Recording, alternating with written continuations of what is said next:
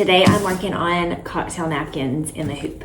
So I have my stabilizer hoop. This is wash away, and if you don't have wash away, you can definitely use tear away. I've used tear away lots of times on my cocktail napkins, but I do think the wash away works a little bit better just because once you wash it away, once you soak it in water, it does have some starch in it that helps give the napkin a little more crinkle, a little more stability. So I like it for that. And also it just gives a cleaner edge. I mean, I don't have to do anything. I don't have to put a lighter around it or anything, which is a big plus because white napkin with a lighter, I'm gonna burn it. So this is Badge Master. I do have Sulky wash away too that I really like. They're pretty comparable. Badge Master is really good quality. I do think it's a little bit better quality, but the thick Sulky is just as good. And I'm sure there are other brands out there too that have the good thick plastic.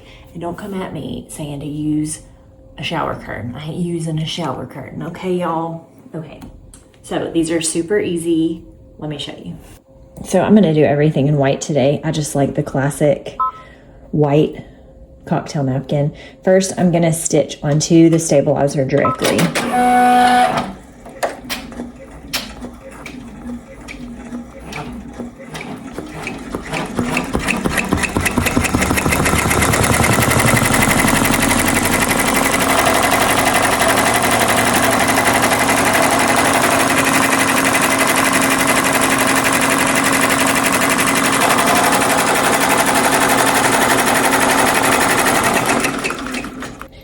Next, I'm just gonna put this thin fabric. This is batiste fabric. You can use any kind of thin or thick. You can do whatever you want. But this is batiste fabric. I'm gonna put this on the square. I'm gonna spray it with a little bit of adhesive just for good measure because I want that fabric to be really, I want the fabric to be on there really well. I don't want it to get bunched up. So I did iron it. Ooh.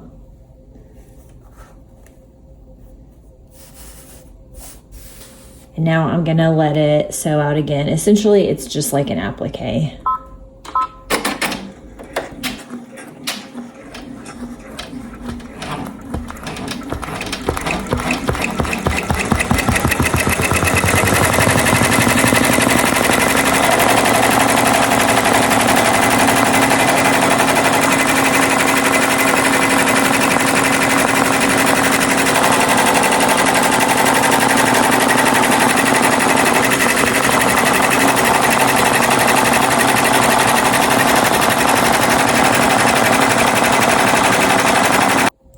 So the next step is optional. If you just want a napkin that is one layer of fabric, you can skip this step, or you can just stitch it out for fun, whatever.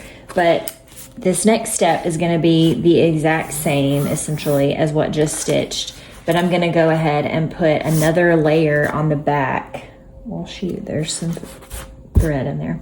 I'm gonna go ahead and put another layer of fabric on the back so that my napkin is double layered.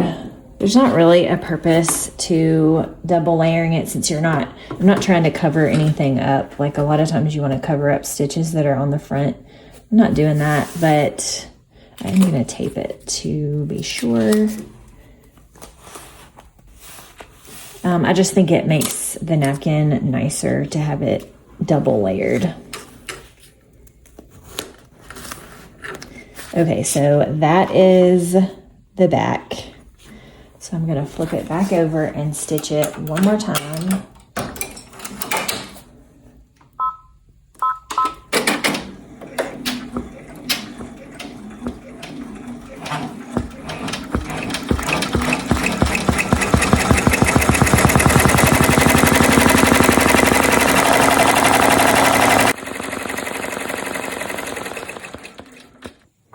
Okay, so I took it off the machine. It has stitched the bean stitch around 2 times now. And so I have a front and a back, and I'm gonna go ahead and cut out both sides without cutting the wash away stabilizer because then you won't be able to stitch anymore.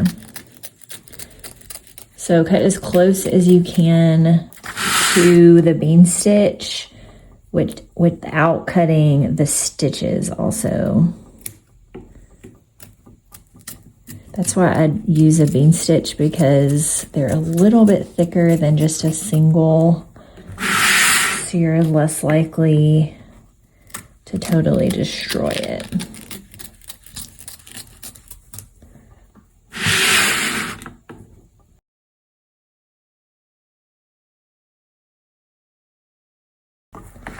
Okay, so I try to get all that. With the batiste, it's got like little strings. I try to get those. I mean, it's not a big deal if you can't get them all. But I try my best. Okay, and then we're gonna cut the back, and I'm gonna try to clean up the extra thread too, because I just don't want it sticking out.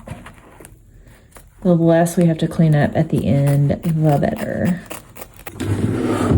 See how it has the little strings? I'll go back through and kind of snip at those.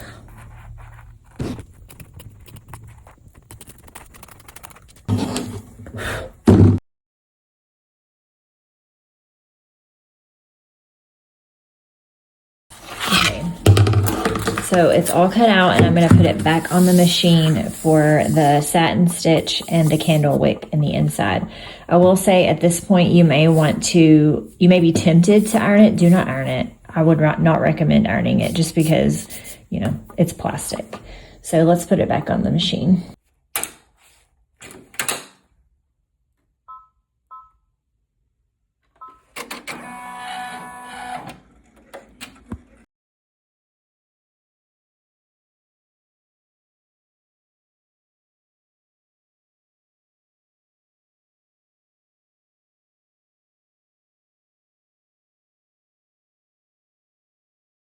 So there's the satin, and then the next thing is the candle wick in the middle.